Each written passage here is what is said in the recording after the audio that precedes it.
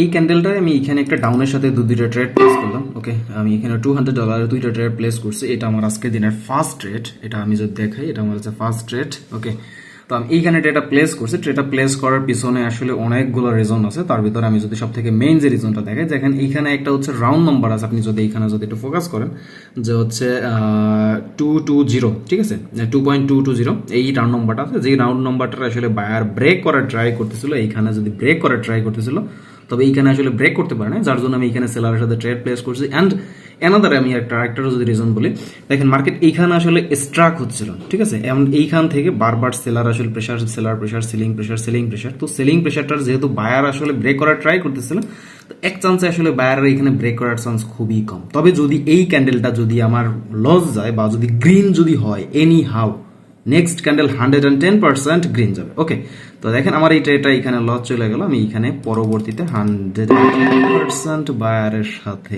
Trade place করে দিলাম। ওকে, আমি এখানে 4টা ট্রেড প্লেস করছি। ওকে, দেখা যাক আমার এই ফাইনাল রেজাল্টটা কি থাকে। এটা সরি, আমি সরি 5টা ট্রেড প্লেস করছি। ওকে, দেখা যায় এইটার আসলে রেজাল্ট কি থাকে। কারণ এইখানে দেখেন, যেহেতু এইখান থেকে আসলে সেলিং এর একটা প্রেশার ছিল, তো সেলিং এর প্রেশারটা যেহেতু বায়ার আসলে অবজার্ভ করে নিয়েছে, বা হচ্ছে বায়ার যেটা এটা মানে খাইয়া ফেলছে, তো এইখানে আসলে এখন কন্টিনিউ করবে কি, অবভিয়াসলি বায়ার। অ্যান্ড বায়ারের টার্গেট কোথায়, এই যে উপরে যে নাম্বারটা আছে, ঠিক আছে, এই যে নাম্বারটা অব্দি আমি যেখানে পিন করে রাখছি, মার্কেট যেখানে বর্তমানে আছে এইখানে।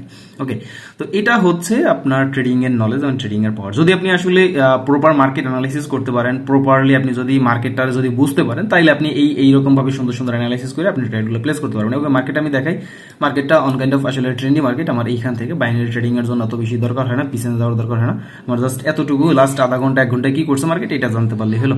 ওকে, দেখেন, অ্যান্ড আমার এই ট্রেডটা ডিপ প্রফিট, কত বড় একটা ক্যান্ডেল তৈরি করছে। ওকে, তো এটাই হচ্ছে বিষয়। ওকে, সবাই ভালো থাকবেন, দোয়া রাখবেন। আল্লাহ হাফেজ।